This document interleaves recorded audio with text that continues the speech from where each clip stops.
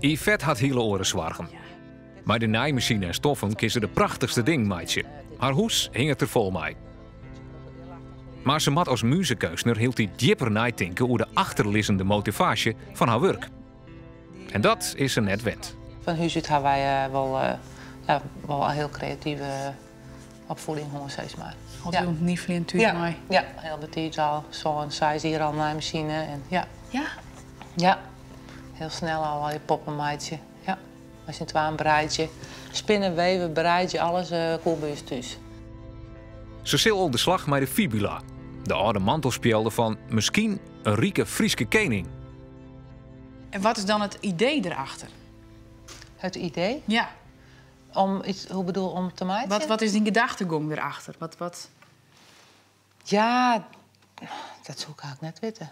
Dat vind ik moeilijk om te beantwoorden. Dus Ik zeg dat en ik denk, oh, dat is mooi, lijkt het mij mooi om te maken. En het idee om structuren te maken. En ik ga daar eerst dan... bij mij ontstaat het altijd als vanzelf. Dus er was net iets van dat er iets mooi vertellen was. Nou, dat het iets ja, vaststellen te laten hoe mooi reert bij goud en hoe mooi structuren wijzen kunnen. Misschien is dat eigenlijk het enige wat ik dan laten wil. Een soort met tableauachtig ding. Je laat het organisch ontstaan. Ja. Wat ontstaat tijdens het maken? Nou, dat is eigenlijk nu ook een beetje het probleem. Daar zit ik wat in vast. Maar ik denk, ja, ik kan het overal wel, ik kan van alles nu mee doen. Ja. Maar het maakt het wel, hoe je het presenteert. Ja. Ja. Maar is deze ruimte voor jou van belang? Nee, op zich nou wel dat ik het zo geordend heb. Dit is wel, zo heb ik het dus wel gemaakt. Deze ruimtes hebben wel een betekenis voor jou? Ja, dit heb ik wel echt zo gemaakt en zo wil ik hem ook houden. Ja, dan kan je hem ophangen. Of moet hij liggen?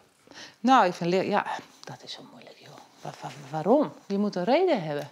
Dat is het jij probleem. bent de moeder van dit kunstwerk. Het is aan jou om te bepalen hoe wij ernaar gaan kijken straks. Ja. Toch? Ja, dat is ook zo. Dus nou, dan zoek ik dat nog even uit. Denk ik. En denk na of die plat moet zijn. Ja, het is ook mooi om te hangen, ja. Waarom? Of staan, als een schilderij. Het is mooi om boven de bank te hebben. Ook, bijvoorbeeld. Ja.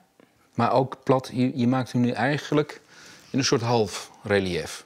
Hij heeft ruimte, hij heeft diepte. Ja. Maar je gaat nergens de ruimte in. Nee. Waarom doe je dat niet? Zou ook nog kunnen, ja.